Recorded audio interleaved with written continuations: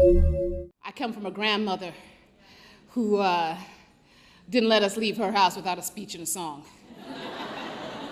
She was so good at it. So I'm just gonna do this and try to follow in her footsteps right now. It happened for the first time when I was 9 in Zimbabwe, where I was raised. And I'd been asked to participate in a fashion show for some Americans who had come into town. We were to wear African print and exhibit our attire at an event. My mother used some fabric that had been sitting in our house for as long as I could remember and had it made into a dress that fit my sinewy 9-year-old frame. After a few rehearsal days amidst women and girls of many ages, the day arrived. The Americans had landed. We did our show and walked about on a stage in the middle of the botanical gardens in Harare. And afterwards, we lingered about, none of us sure how to interact with the Americans for whom we had just displayed our African wares. When it happened, I remember being surprised by it. I'd never thought about it. But when I did receive that compliment, a stunning brown-skinned woman took my face in her hands, her long flowing braids cascading down her back. I realized it was something I would always cherish. She looked at me, observing me with deep appreciation. I stood still, trying to behave and not embarrass my mother or my nation. She held my face, looked me deep in the eye, and she told me that I was beautiful. She said it with such feeling it filtered straight into my soul and left an indelible imprint. This majestic woman with long flowing braids had told me that I was beautiful. So now I had to consider the idea that it might just be true.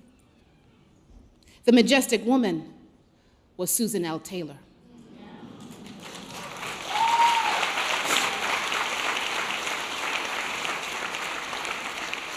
The longtime editor-in-chief of Essence magazine, this here glorious publication. This is where I learned it, that Black girls are beautiful. Sisters are beautiful. And the most edifying source to hear that from is another sister.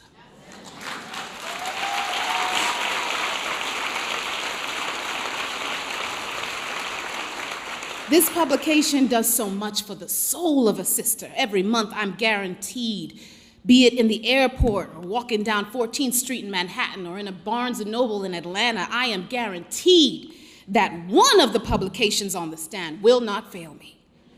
It will have a sister on the cover celebrating her beauty, her Black girl magic, and by so doing, it will remind me that I am beautiful and designed to be loved and appreciated, because Essence celebrates us.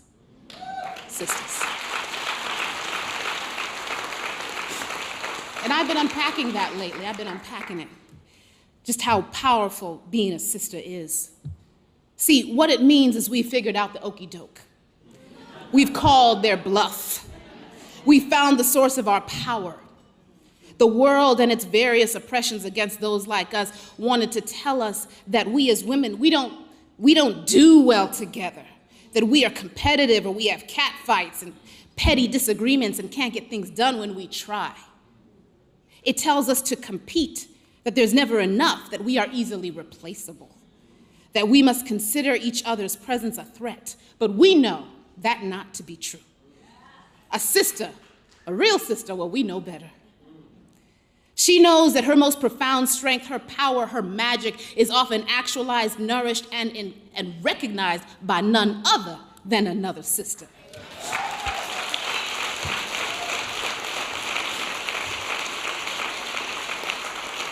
She knows she can share her darkest fears and express her deepest problems and be supported, renewed, revived by none other than a sister.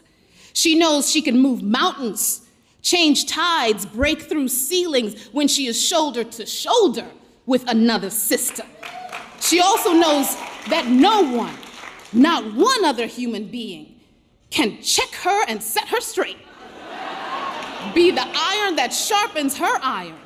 No one does that better than another sister. Sisters sisters are the vibranium to the other's Wakanda, okay?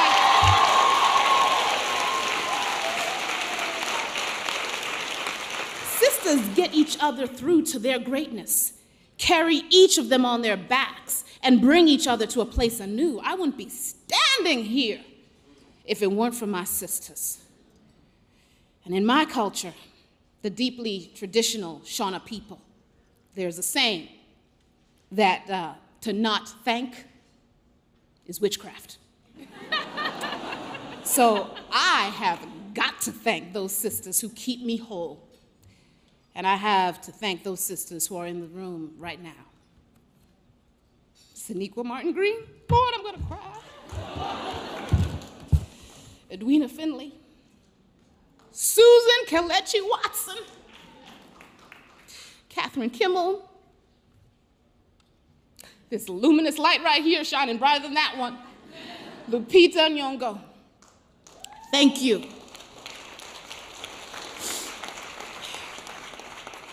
You are the women that I have been able to be vulnerable with, to seek counsel from, to break all the way down with, to pray with, to be prayed for, to share frustrations, pains, fears, joys, and praise reports. You have spoken words into my life that have transformed me, cleansed me, guided me, anointed me, reminded me of who I am, helped me edge towards my destiny. Thank you for your sister girl magic. Thank you.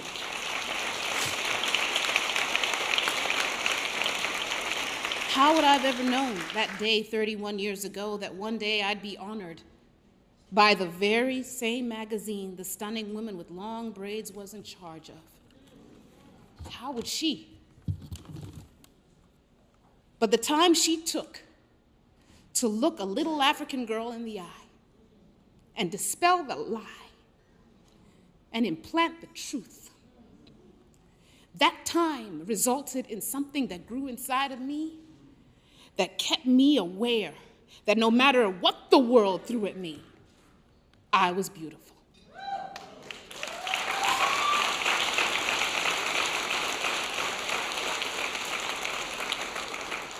Take that little girl's face in your hands. Look her deep in the eye with appreciation and tell her that she's beautiful. Tell her of her greatness. She needs you too. Her 40-year-old self will thank you for it, as I do Essence today. Now, we've heard the lies, but here's the truth. The harvest is upon us. The time is now. We lack nothing. Our success is greater than our failures. We are here and we are ready to determine our own destinies. We must reap the seeds that were planted by our foremothers. From Johannesburg to London to Oakland to Los Angeles, workers are needed to till the soil of our greatness that rests in the bosom of our youth. Gather and distribute the fruit of our legacy. The youth need to see their greatness reflected in our eyes. Go forth. Let them know we're real. Invest in them with time, with resources. And as Okoye would command her army of women as they stepped into battle to preserve the sovereignty of their people to do, so I mandate all of us to do today.